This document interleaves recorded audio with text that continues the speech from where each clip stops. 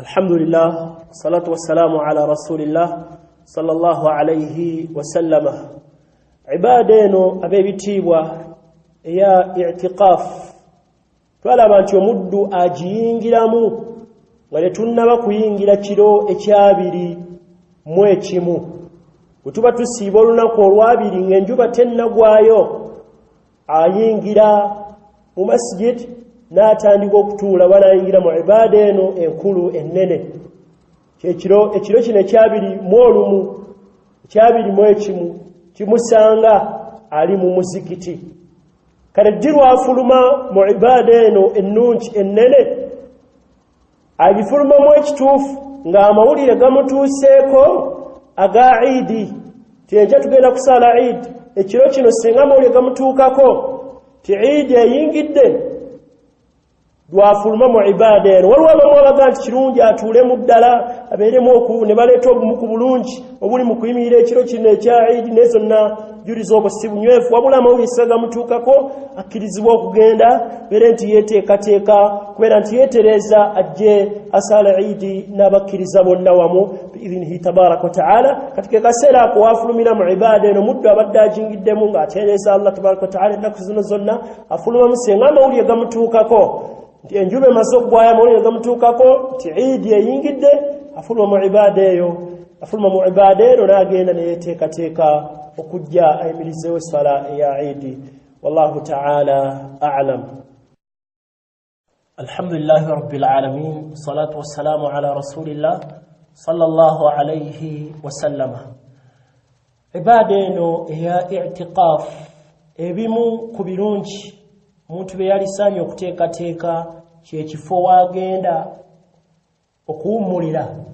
omuntu waaba agenda okweba kubanga ebiseera bino wadde omuntu ono agenda kuba atendereza Allah tabaraka wa taala ebiseera ebisinga niye yeetaagawo akaseera awummule afune ku maanyi akagenda okutendereza Allah tabaraka wa taala akaseera k'okuwummula wadde nga katini ebiseera byonna byakutendereza Allah kusoma Qur'ani na kuyimirirako kiro naye afune ekiseera n'awummula akati afune akafo mu muzikiti akafo kana ayinza oketolooza mugamu akafo nga kalungi kajjaamu nga ye kigero kye n'aketolooza okukabika obulungi n'afuna ng'essuuka oba ekintu ekirala kyayinza okubika obulungi n'abeera mu kafaako mumbeera efaanako oti naddala omuzikiti gwaffe ogubanga mugazi wagenda kutuulira i'tiqaafu eno ng'asobola okufuna embeera emizikiti egimu giteekateeka embeera emizikiti egimu mu nsi ez'enjawulo nga migazi bateekateeka embeera ennungi ng'omuntu asobola okutuukiza bulungi ibada eno oba okukola ekintu kino nga alina akafooke privacy weeri kubanga abantu embeera zaawukana ez'enjawulo mulimu oli waaba yeebase okugulu ateeka eri ono omukono ateeka eno mukamuluso ono waliwo akola bw'ati afulumya mu mbeera eyo abantu kugamba embeera zaawukana kati omuntu okukuma ekitiibwa kye kyetaaga abeere mu kifo ekyo bulungi ekifo kino ekintu kyonna nabbi yakikola sallallahu alaihi wasallam era bamuteerawo akafooke keyabeerangamu sallallahu alayhi wa sallam nga bw'amala okusaaza bakkiriza ddamu n'oluusi okusobola kusoma Qur'ani adhkaari ez'enjawulo bw'otuuka ng'okusaala n'okusaaza ng'avaamu sallallahu alayhi wa sallam n'ajja eri abakkiriza baakikolanga n'abalala bakyala be baakikolanga nabi sallam bwe yajja n'asanga bataddewo embeera eno buli omu ataddewo n'abuuza ma haadha kino ki namugamba kano li Aisha enteekateeka eno ya Aisha nabi sallama teyagivumirira n'ebyali mu hadithi eyo kati nabi sallama kino yakikolanga omuntu aba atudde i'tiqaaf kirungi nga muzikiti gwaffe mugazi bulungi okubeera nti enkola eno ebaawo ekifo kino ekirala mwawo tukijjukiza omuntu bw'abanga ali omwo yekka asirisaati ali mu kutendereza Allah we ajjukira akaseera mwagenda okubeerera mu kabuli kubanga kiba kitini era kafu katini nga bw'olaba obeera mu kabuli katajjukiramu akaseera ako wagenda okubeera mu kabuli ng'era alimu yekka kuba kano akaseera kawadde yazze eri Allah we ajjukira akaseera kano agenda kwanjula biki kimukomyawo n'ajjukira Allah we subhanahu wa ta'ala n'alongoosa omuddu ng'ali mu kati enkola ennungi ntuufu kubeera nti omuntu agikozesa ng'azze mu i'tiqaaf wallahu a'lam. Alhamdulillah wassalatu wassalamu ala rasulillah sallallahu alayhi wa sallama. Abebitiibwa baddu ba Allah tabaraka wa ta'ala ebiseera bino omuddu abeere mwegendereza nnyo kubeera nti tajeemera Allah tabaraka wa ta'ala biseera byonna omuddu bw'alina okuba seera byonna alina okuba nga yeegendereza agondere Allah we tabaraka wa ta'ala naye ate ebiseera bino weegendereze nnyo okujeemera Allah okwonoona mu biseera bino ebirungi tekulinga okwonoona mu biseera ebirala kivula Allah ina ebiseera bye yatulaganga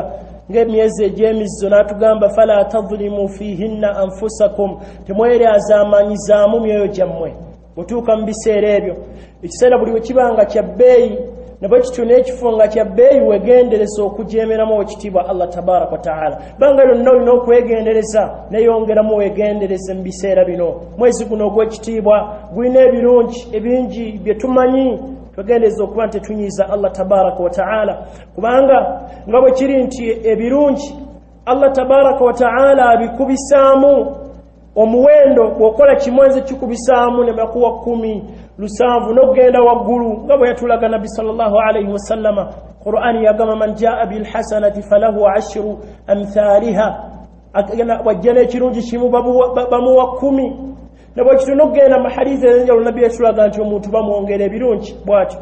ate ne bakuba nti ekifo kino kiba kirungi omulimu gwakyo guba muzito empeera yakyo eba nzito mu maaso ga Allah tabaraka wa taala ekirungi kino kyokoze nabwe ekityo ekibi kiba kinene mu maaso ga Allah bwe kibanga ekifo kirungi n'ekiseera nga kirungi ekibi kiba kinene punishment yakyo okubonezebwa kwakyo kuba kunene mu maaso ga Allah tabaraka wa taala kivula bweyogera ku kifo Makka agamba waman yuridi fihi biilhadin bidhulumin nudhiquhu min adhabin alim yenna yonooneramu nga yagala okuba nti ayonooneramu mu kifo ekyo Allah tabaraka wa taala agenda mumukombya ku bibonereza ebinene agenda kumukombya ku bibonereza ebinene kitegeeza ekifo kino kinene alina okwegendereza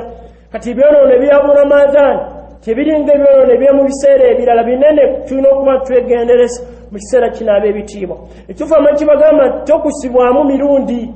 mu kyonoono nti okoze kimu bakubisemu bakubaleka ebyonoono 10 nga ku birungi nti byo emirundi naye ate ekirungi kiba kizito wakati ekibi kiba kizito ekibi kino kiba kizito naye nga nekikubisibwamu mirundi nti 10 wabula ekyonono ekibeera muno ekiringa ekyonono ekibeera mu biseera ebirala oba mu nnaku endala esigadde omuddu abeere nti yeegendereza mu biseera bino Allah qala man jaa bil hasanati falahu 10 amthaliha wa man jaa bis sayyi'ati fala yujza illa mithlaha kino kyagenda okubonerezebwa ekyonono kino naye kiba kinene okibanga mu kifo ebiseera bye tulimu nabo binene tuli mu nnaku zine 10 ez'ebbeeyi nazo nnene muddu yeegendereze bwekibanga ebirungi biba bya bbeeyi nnyo nabwe kiti ebibi biba bibi nnyo okubeera nti obikolera mu kiseera kyo twegendereze ennimi tuzikuume mu biro bino eby'ebbeeyi kuuma olulimi bigawo by'okozesa byonoono byonna byokola bigendereze abantu simu ze babeerako ebifaananyi byotunulako byotunya mu biseera bino wegendereze abamu bala tubakwasa ennaku babeera mu mizikiti firimu eziragibwa gundi ez'enjawulo balaba abantu okuwummulamu simanyagala kutwaliriza ku budde mu biseera bino ez'obuseegu n'abanga mu mbeera efaanako etu twegendereza ab'ebitiibwa biseera bya bbeeyi twegendereza okuba nti tunyirizaamu ekitiibwa Allah waffe tabaraka wa taala nabwe kituna ebiseera byonna ebisigadde omuddu bw'aba abeera barakallahu fikum wa jazakumullahu khairan alhamdulillah salatu wassalamu ala rasulillah sallallahu alayhi wa sallama hadithi ya Aisha radhiyallahu anha yatulaga embeera ya nabbi bwe yakyukanga mu nnaku zino 10 n'atendereza nnyo Allah tabaraka wa taala bwe zaayingiranga enkutu n'aginyweza n'alamusa ekiro mu kutendereza Allah tabaraka wa taala ekyokusatu kyetulaga wa ayqadha ahla yazuukusanga n'abantu be bakyala be abaana be n'abazuukusanga kubanga biseera bya bbeeyi byankizo birungi omuntu okubeera nti anyiikira n'abantu abamwetoolodde qu anfusakum wa ahlikum naara nabo abatiisa omuliro abeere nti abalaga ebirungi bya Allah tabaraka wa taala nabbi yakikolanga ebiseera byonna biri oluusi yazuukusanga bakyala be ng'obudde bunaatera okukya basaale witiri n'ebino yabazuukusanga ekiro kyonna n'abazuukusa basaale yali mu kutendereza Allah nabo babere mu kutendereza Allah tabaraka wa taala biseera birungi bya bbeeyi nabbi sallallahu alayhi wasallam bwe yakola ekitendo kino ekirungi ne bannabbi wa Allah kye baalina abaakulembera nga Allah bwe yasuuta nabbi wa Ismail innahu kaana sadiqa alwa'di wa kaana rasulan nabiyya wa kaana ya'muru ahlahu bis-salati waz-zakati wa kaana 'inda rabbih mardiyya nga Allah yamtulaga mu suratu Maryam imu kubitende birungi Allah byatulaga kuye yaragiranga abantu bokusaala bakubiriza kati nabbi yakikolanga nnyo nga Allah bwamugamba mu suratu Taha wa'muru ahlaka bis-salah akira abantu bis-salah wastabir 'alayha la nas'aluka rizqa nahnu narzuquka wal 'aqibatu lit-taqwa gumikiriza bera nywerera kwekyo bakubirize Umar ibn al-Khattab radiyallahu anhu bugena motogwa Imam Malik nebitebira aya gisomanga wa'muru ahlaka bis-salah ngagenda kola abantu babayita as-salah abantu bazukusa bannange bino biseera bya bbeeyi tukikole n'abantu baffe bonna tubakubirize bafeeyo bajje batendereze Allah tabarak wa ta'ala biseera bino bya bbeeyi nabbi yakikolanga n'agendanga ne ku baana be mujjukira omwana we Fatima radiyallahu anha gwe yagalanga ennyo Fatima aliya fumbiro Ali naye yagendayo mu hadith bugena hadith yali mu kitabo kya Imam Muslim nebitaya bilala yagendayo n'abakonkona radiyallahu sallallahu alayhi wasallama ng'abakonkona Ali ne Fatima najja n'atuula ekiro kimu najja n'atuula wakati waabwe n'abagamba ala tusalliyani temusituka kusaala la ilaha illallah nabi sallallahu mulaba agenze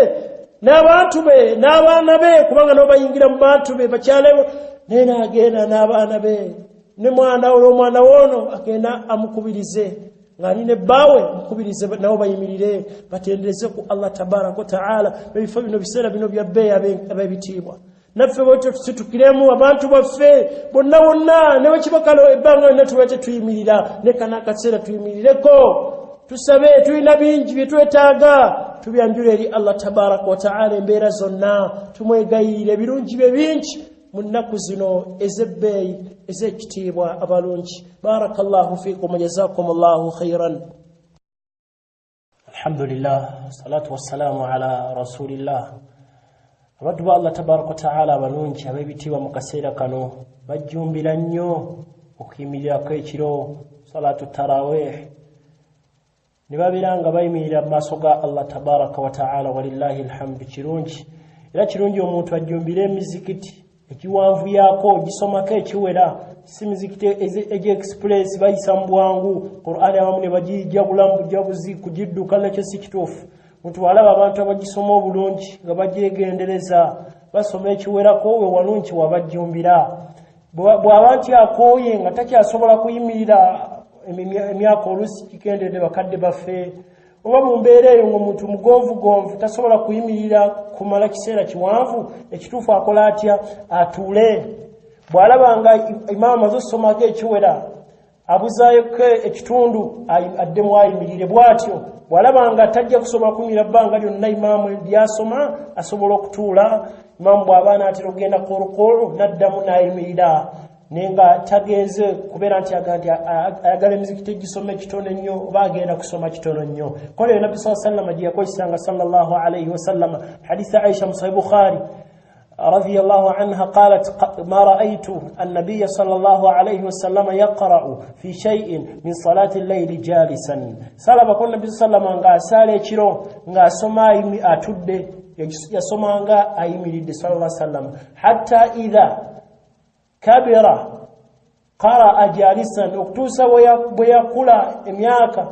sallallahu alaihi wasallama emyaka gyeyongeddeko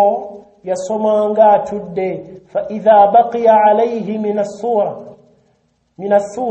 30 aw 40 aya qama faqara'ahunna thumma raqa'a nabi sallallahu alayhi wa sallam yalabanga ibulenga ayo ba 30 bana agende ku rukuu yayimiriranga n'azisomanga ayimiridde bwe yamana agenda ku rukuu akolanga atya yasomanga nga atudde bwe yalabanga ebula ekitini obanga aya 3 aya 4 nayimirira nasoma nga ayimiridde bwe maana agenda ku ruku kati n'omuntu bw'aba akooye nga mbutuufu ayimiridde be munafu amagumba atawaanyiza mbeera eyo asobola okutuula bw'alaba nga imaamu agenda anaatera okugenda ku ruku n'akomawo nayimirira nawulizaako n'agenda ku ruku biidhnihi tabaraka wa ta'ala wa barakallahu fiikum.